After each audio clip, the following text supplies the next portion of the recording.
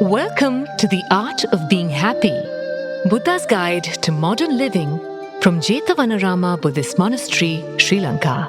This intriguing talk series brings timeless Buddhist wisdom to help you navigate life's challenges through simple, practical insights. Each episode offers gentle guidance for finding peace and joy in everyday moments. Join us on this journey toward lasting happiness and inner peace. Brought to you by Sanathana, the voice eternal.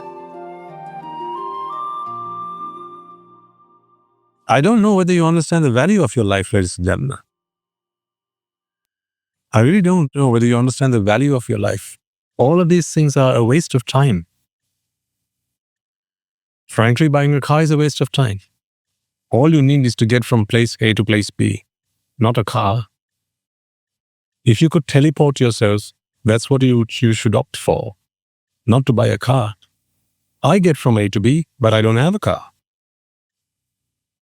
But if your mind thinks that it needs to have a car to itself, a car that belongs to it, now you have to work hard, you have to buy a car. And then you have to maintain that car. Then you have to protect your car, you have to keep it safe. And all the other things that you have to do when you buy something. Every possession that you have with you, you are its guardian. See, actually, half the time you're just protecting your property. Then the property serving you. Now who's the slave? When the necklace, I just imagine a necklace you buy or a watch, a fancy watch, while it's in the shop, and the shopkeeper looks after it. But once you acquire it, now you look after it. You don't wear it around the clock. You only wear it when you go out. Yeah, when you step outside, you put the watch on, you put the necklace on. But while it's at home, don't you have to look after it? Don't you have to keep it on lock and key? The CCTV cameras are fitted around your house, always guarding your property. See, so you have to look after it 24/7. You wear it 7 hours a week you wear it, but 24/7 you look after it. See where you've started divesting your time? Actually, this is called spending your time, not investing your time. So wake up. Don't let this happen to you. This is daylight robbery. You have allowed your time to be stolen from you. Just under your very nose. Time just keeps on flying under your very nose and you don't even know what's happening to you. And because you don't age overnight, you don't have this idea that you age, because every day is just a little bit, isn't it? Every day is a tiny bit. You don't go up to your mirror and all of a sudden all your hair has gone gray. It doesn't happen like that. It's just one strand. One day, so you see one strand of hair. What do? Pluck it out. So pretend that it never happened. And then a week later, there's another one. You pluck that out as well. 3 weeks later, there's a fair few now. So then you start dyeing your hair. So always trying to pretend that this problem is not there. Whereas in fact, the problem is actually there. It's a very real problem. Your body is trying to tell you, hey, you're growing old now. Do something with whatever life you have left. And you're saying, oh, no, don't talk to me like that. And you cover it all up. And once again, look fine and dandy. And you step outside with the young boys and the girls, and you go to the party. Now, honestly, I remember in my lay life, sometimes in some of the parties I've been to, there are some old grannies and granddads who come dressed like young boys and girls. And I wonder, when are they going to learn? I feel really sorry for them. I feel sorry for them because of this. I feel like they have still not been able to live their youth.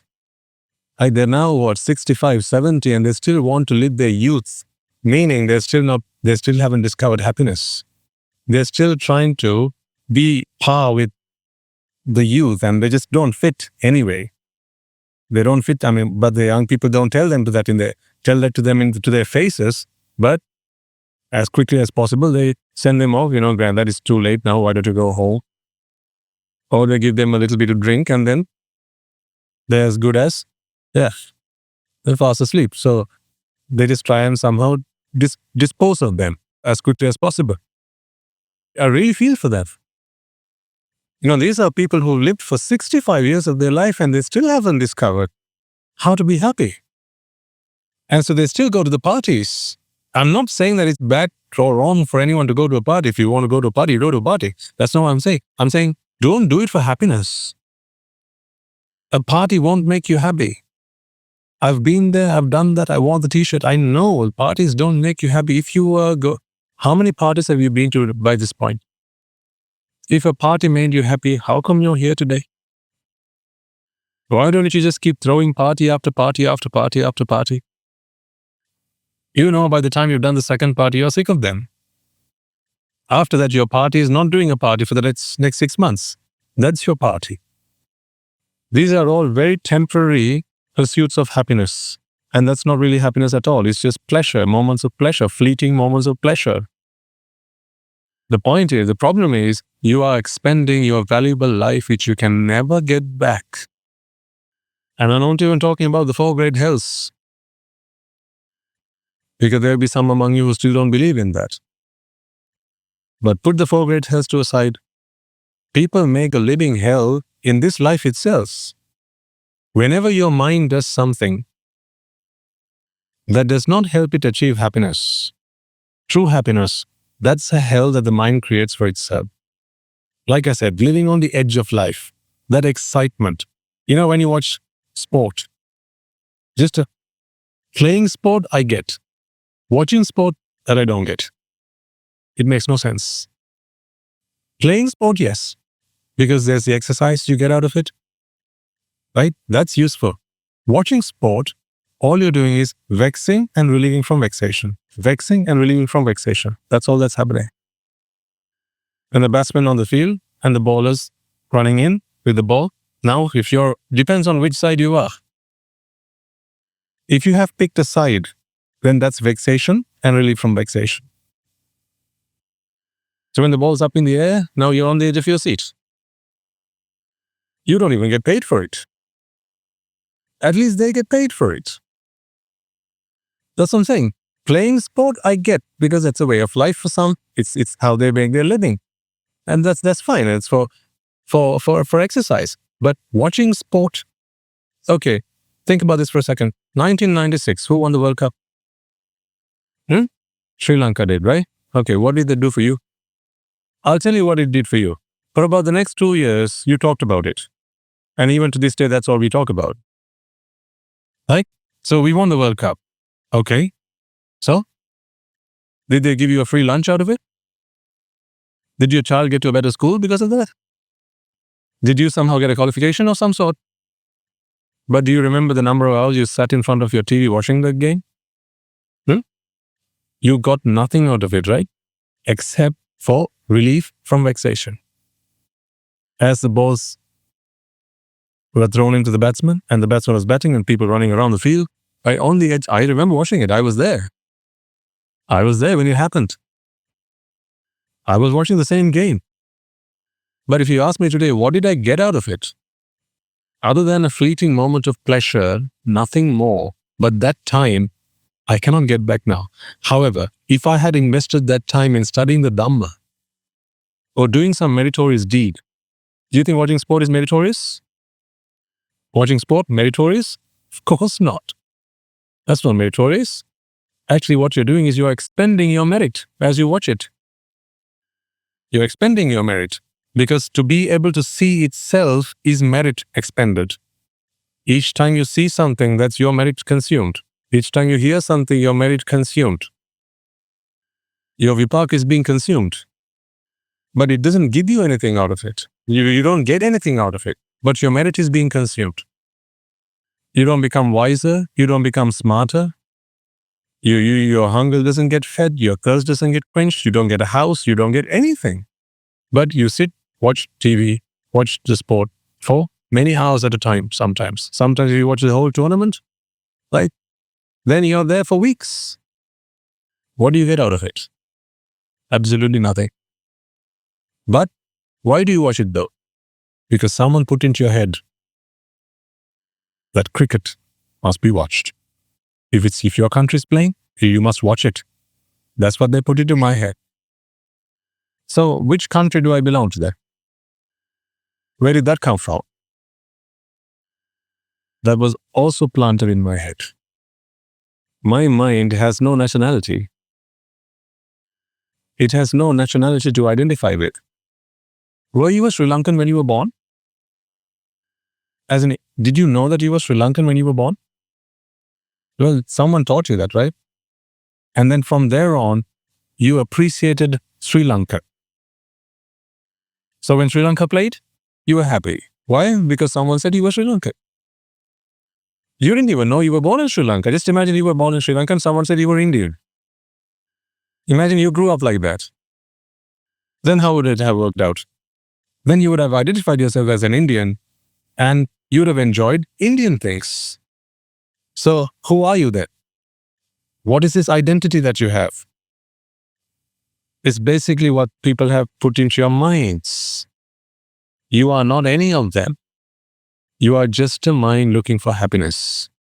But in the pursuit of your happiness, people have kept on feeding stuff into your minds and you have been gulping all that. You've been swallowing each of those things with no discernment whatsoever. Whatever people threw at you, you collected, you picked it up and you hoarded it all in your mind, and now you have become what you think. Your whole identity you have defined for yourselves. And because you have defined those identities, you have taken these paths in life and you're still on them. But this is the only place where you can find happiness. See, somewhere down the line when you were younger, ladies and gentlemen, someone would have said you should have an ambition. That's why you all went on to do different things. When you were younger, your parents would have asked you, what's your ambition? What do you want to be? Your friends would have asked you, your teachers would have asked you. Maybe at school when you were supposed to give a talk, they would have said, come and talk about yourself, myself speech. And someone would have asked, Buddha, what's your ambition? Ambition? What's that? Well, who do you want to become? Become? Should I become someone? Am I not already someone? No, you have to become someone. What do you mean become someone? Become someone, like an engineer or a doctor or a lawyer or someone.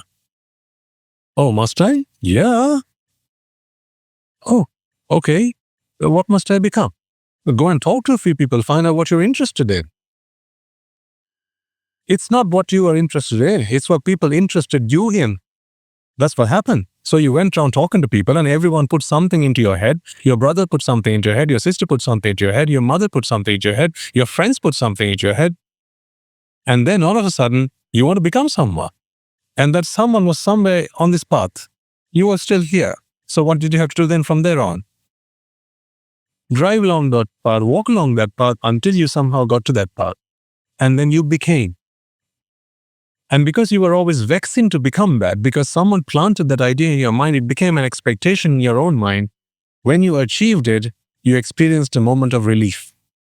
So if you remember graduating from university, on that day you were invited to the convocation, they gave you your certificate, you held it up like this, and you threw the thing in the air. They posted the picture, made you really happy, didn't it?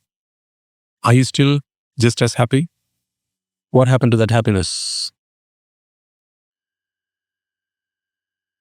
How come you're still not, you're not that happy today? Because that was a point in the past. Today you have different problems.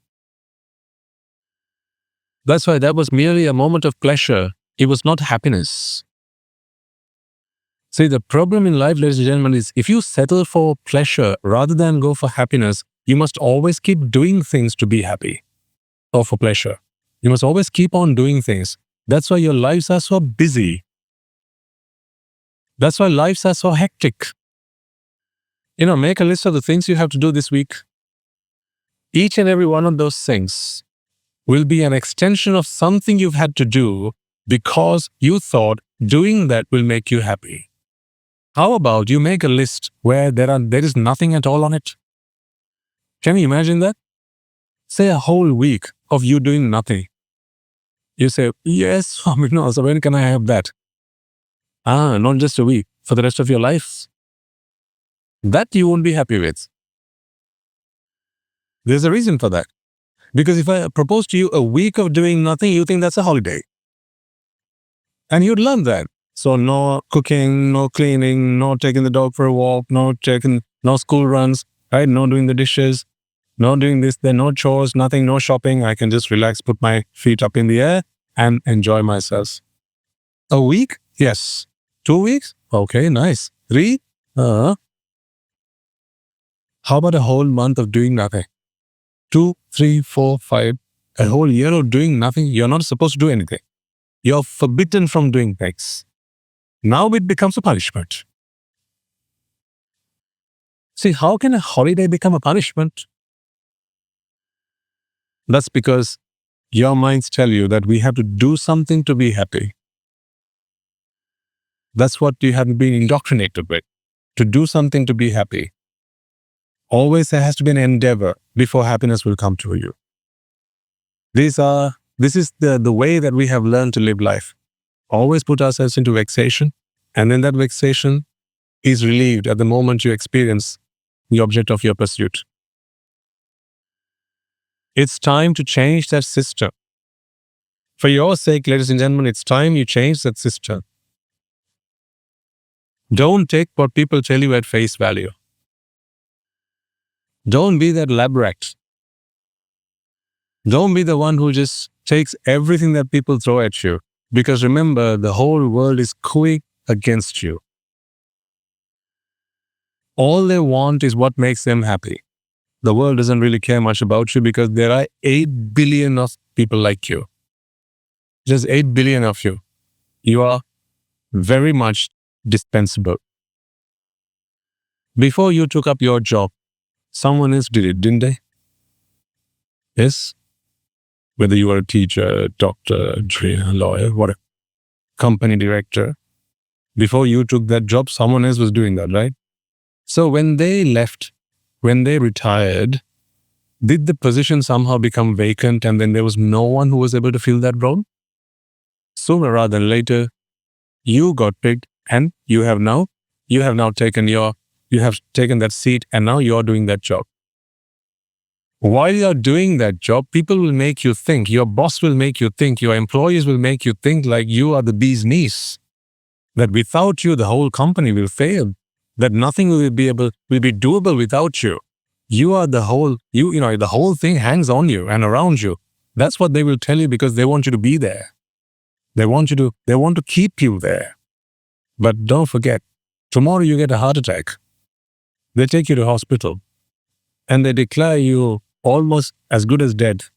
There's no coming back to work. A week later, someone else will be in that seat. You are dispensable. Like a tissue paper. Once you use the tissue, where does it go? In the trash. But there's a whole box of it. There's plenty more where you came from. Every year, the med schools will be graduating med students. The law schools will be graduating law students, lawyers. Engineering schools will be graduating engineers. Don't you think for a moment that you are the only one who can do whatever it is that you are doing right now? You are very much dispensable. You are just a tissue paper. Do you remember when you were young, you used to give myself speeches? Shall I give you a little bit of a homework? When you go home today, like get up on a stage platform, wherever, maybe on the pantry or something. I know a whole bed, get on your bed, gather your family and give a speech. But this time, say, I am a tissue paper. Give that speech. I am just here because people need to use me. Think of it from this perspective for a moment. When a man dies, if a woman can go and find another man, when the woman dies, if a man can go and find another woman, do you realize that even in marriage, you are dispensable? Think about this for a second, folks. I speak on your behalf. Please think about yourself for a second. In your company today, they'll give you a company car. They'll give you a mobile phone. They'll give you a laptop. They'll give you staff. They'll give you a nice office with glass walls and a rotating chair. And they'll give you a maid to make tea for you, bring lunch to your desk and all that. But the day that you are gone, someone else will come and take their seat. You are dispensable. Only to you are you indispensable. Only to you. Because once you are lost only to you. For the whole world, they will replace you just like that. Remember, the whole world doesn't rotate around you. But people will make you think like that. People will keep on saying all these things into your ear. They'll try and soothe you and sweet talk you. They'll do that to you. As I said, the whole world is going against you. It's only a few people like you and I. No, Swaminathan and myself, the Mahasangha will come and remind you there's no one to look after yourself if you don't. These are all the places that the whole world will take you. They say, why don't you come and take up directorship of our company? We'll pay you another $1 million. Look, that's another $1 million for you into your name. What can you do with that $1 million? How many meals can you eat per day? If you already have millions in the bank, what more is another $1 million going to do? I'll tell you what it's going to do. It'll take up another 6 hours of your week. For that $1 million that's going to go into your bank account with which you are going to do absolutely nothing. Because you already have money in the bank. But it'll take up another 6 hours of your week. That 6 hours was 6 hours you could have invested here. You're spending time you don't have. Don't you get that? You're on a lease. You're spending time you don't have. Once again, I'm not suggesting that you should all give up your lay lives and come and become monks and get to a robe. That's not what I'm suggesting, because I know it's not feasible. It's not practical. But here's what I'm saying. Even when you're in your lay lives and you're living your domestic lives as you do as householders, don't diversify your time even more, starting up new things, getting yourself into other enterprises, and doing lots and lots and lots and lots more just because people come and put all this stuff into your minds, into your heads. Save that time as much as you can for your own salvation. If you don't have to work weekends, ladies and gentlemen, don't work weekends. Save the Saturday for yourself. Why do you have to give up all 7 days of your week? Why? When you're not taking any of it with you when you go.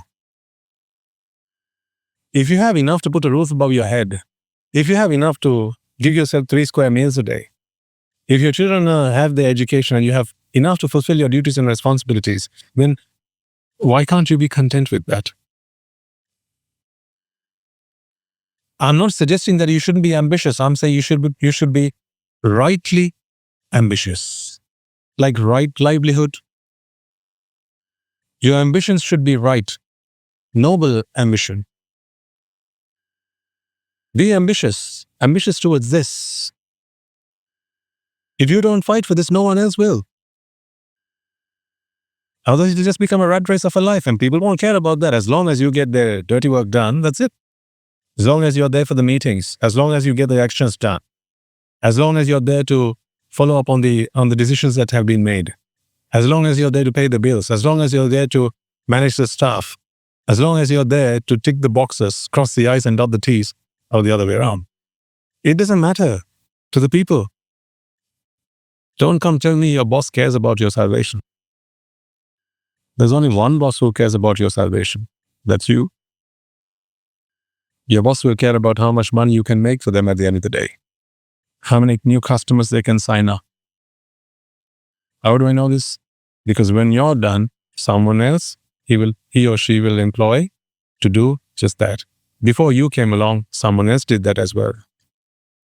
Don't identify yourself by the work you do, is what I'm suggesting here. Don't identify yourself with the work you do. Give yourself your own identity. That identity is this.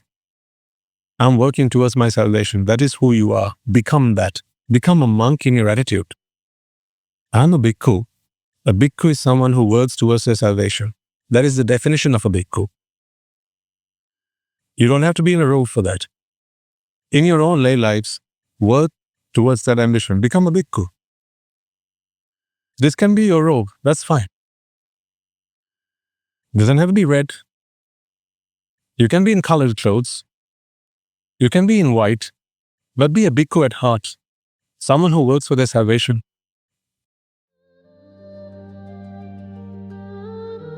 Thank you for joining us on The Art of Being Happy from Jethavanarama Buddhist Monastery.